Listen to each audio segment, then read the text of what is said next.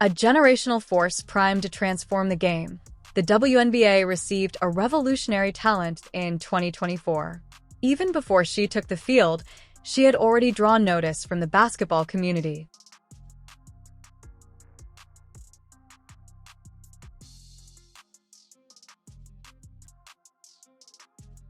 Iowa's Caitlin Clark has become a national phenom, and some fans say they went the extra mile just to watch her play here. As she went along, legends fell in her path, and rivals couldn't keep up. Despite their best efforts to bring her down, she always got back up stronger, harder, and more unstoppable than before.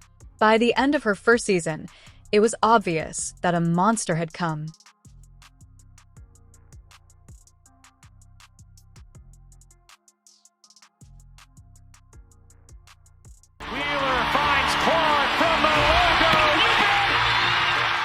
One thing is obvious as we move on to the 2025 WNBA season. Caitlin Clark is going to reach a whole new level. In today's video, we'll dissect the facts, examine the numbers, and make some predictions about what her second season might entail. If you ask me, though, one thing seems to be certain. The WNBA isn't prepared for Caitlin Clark's second season. For the record, she ties it with that one. This for college basketball history. Caitlin Clark accomplished something remarkable as a freshman in college. She led the NCAA Division I women's basketball team in scoring.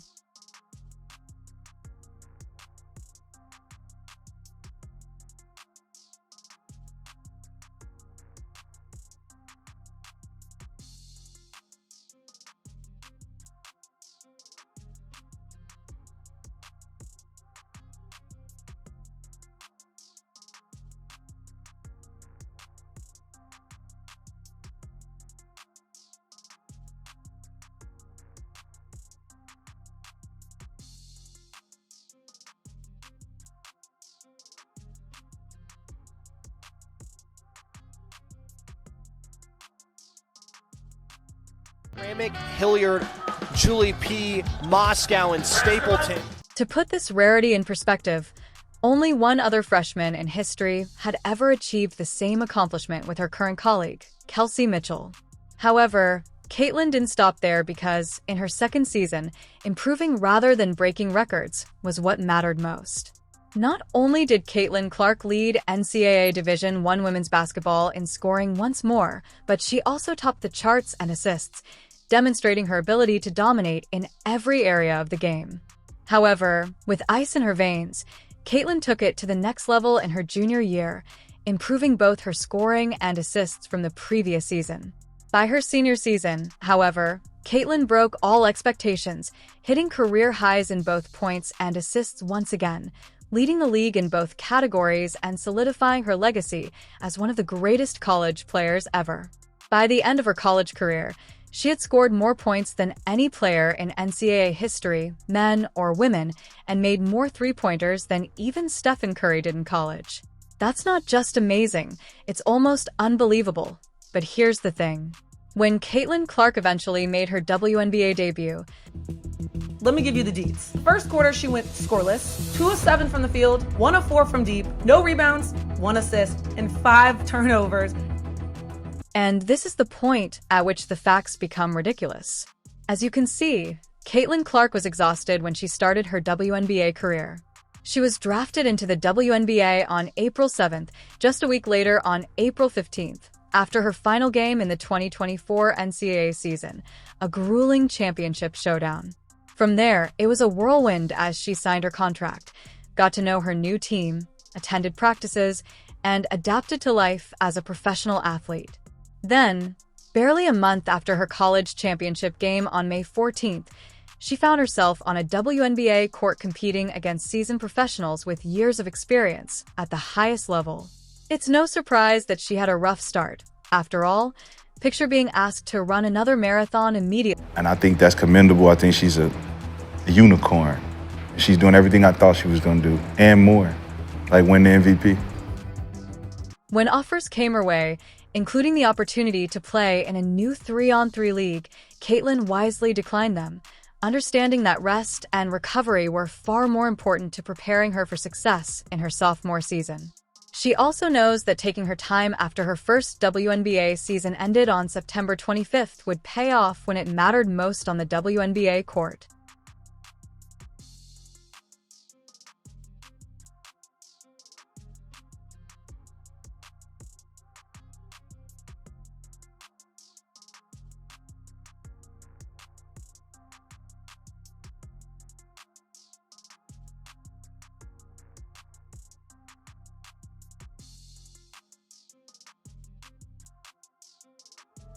My girl, Caitlin Clark, took my advice. She's not joining that horrible league, the unrivaled 3-on-3 league.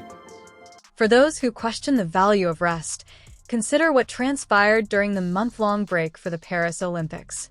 Prior to the break, Caitlin Clark was having trouble, even losing to players like Angel Reese, but she returned playing like an MVP, completely altering the course of events.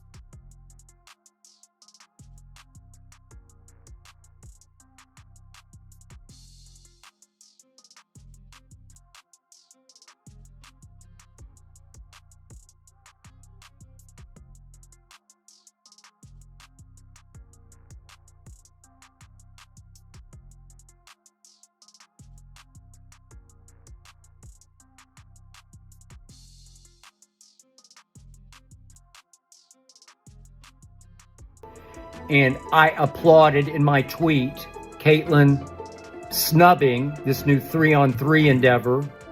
When players like Steph Curry in the NBA get enough sleep, opposition teams know to be on high alert because a well-rested shooter is much more dangerous. This is how important rest is, especially for shooters who rely so heavily on their legs. Caitlin Clark is hardly an exception.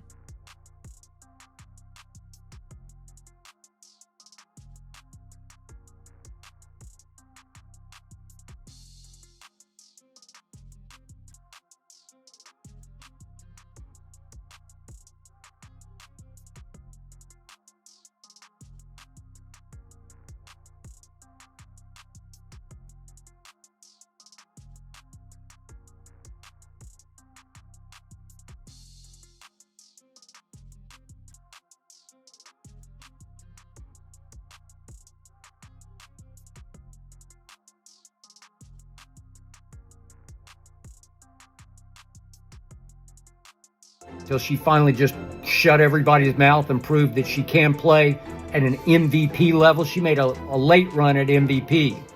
In addition to the much-needed rest, Caitlin Clark has about 6 months to get ready for her second season.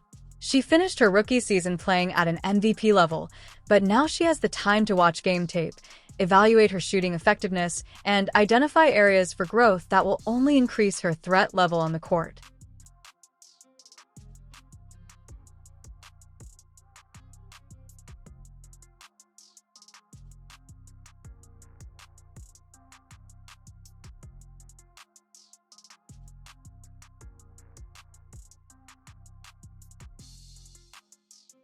That we're going to get the best version of Caitlin Clark and not one that's continually fatigued. She averaged a remarkable 23 points per game throughout her final 10 games of the season. Without any rest, without time to acclimate to a new league, and without the advice of seasoned veterans, she put up 5 rebounds and 9 assists. If she could play so well in such conditions, just think of what she could accomplish with a full offseason to prepare.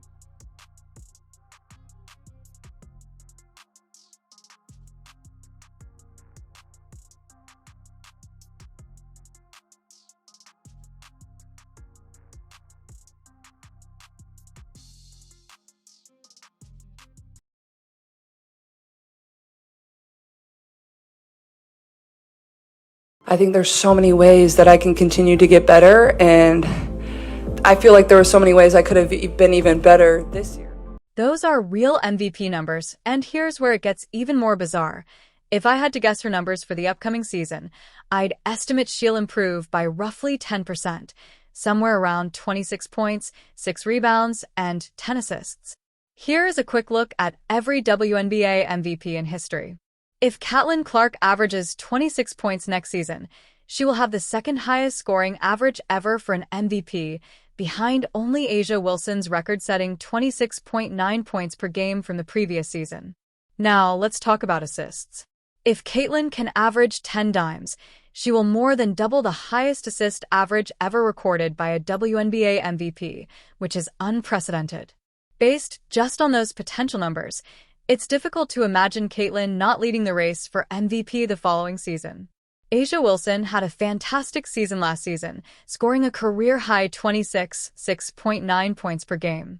However, if she slightly regresses the following season and falls short of Caitlin's anticipated scoring output, Caitlin Clark will have an opportunity to accomplish something that hasn't been done since the three-point line was invented. No player in the NBA or WNBA, male or female, has ever led their league in both points and assists in the same season. In other words, Caitlin Clark is poised to do something unprecedented, with a chance to accomplish something professional basketball has never seen before. This offseason, she has been working hard, training constantly, and surrounding herself with elite talent like Tyrese Haliburton. She appears fully committed, and let's be honest, she's probably more fired up than ever right now knowing the competitor she is, and nothing would be more satisfying to her than shutting down Angel Reese after all the smack talk she's thrown away.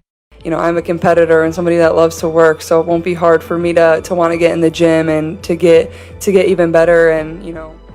Next up is Paige Buers, one of her fiercest collegiate rivals who is set to become the first overall choice in the WNBA. The WNBA was already reeling from the unprecedented media attention Caitlin Clark brought to the league. They've never experienced anything like this before. Now imagine what will happen when she takes her game to the next level. Caitlin won't allow herself to be overshadowed by Paige, and let's not forget the critics who doubted her during her rocky rookie start. You can feel it as she prepares to prove each and every one of them wrong, not just slightly, but completely. Yeah, the reason why we watching women's basketball is not just because of one person, it's because of me too, and I want y'all to realize that. Like, it's not just because of one person. It's terrifying to consider what she could accomplish next, and how much better she could get if she could lead her team from last in the conference to third place in just her rookie season. She was already setting records, becoming the only rookie in history to record multiple 20 points and 10 assists in a game. I mean, she is a LeBron-level passer. You want to talk about gifted, they're usually once a generation, and she is it, man. In my opinion, the answer is obvious. Caitlin will lead the league in two significant statistical categories, propel her club to the second seed in their conference, win the MVP award, and make other WNBA players seem completely foolish in the process. In the shot clock, they were not only outplayed, but outclassed. Clark A3 here's another crazy idea. Steph Curry, who is 36 years old and 14 years older than Caitlin, is still in charge of the NBA. Green switches to RIN 3, and with all the sports science training methods and recovery techniques available today, you can bet that Caitlin Clark will dominate the WNBA for at least the next 10 years, if not longer. Caitlin will use every resource at her disposal to continue to be the best for years to come. But have you ever pondered what it is about Steph Curry that allows him to dominate games even at a point in his career when most athletes begin to wane? If that has ever occurred to you, don't worry. I've got you covered. I've prepared a whole video explaining everything, so if you're interested, click right here and I'll walk you through it. Caitlin Clark is a superhero.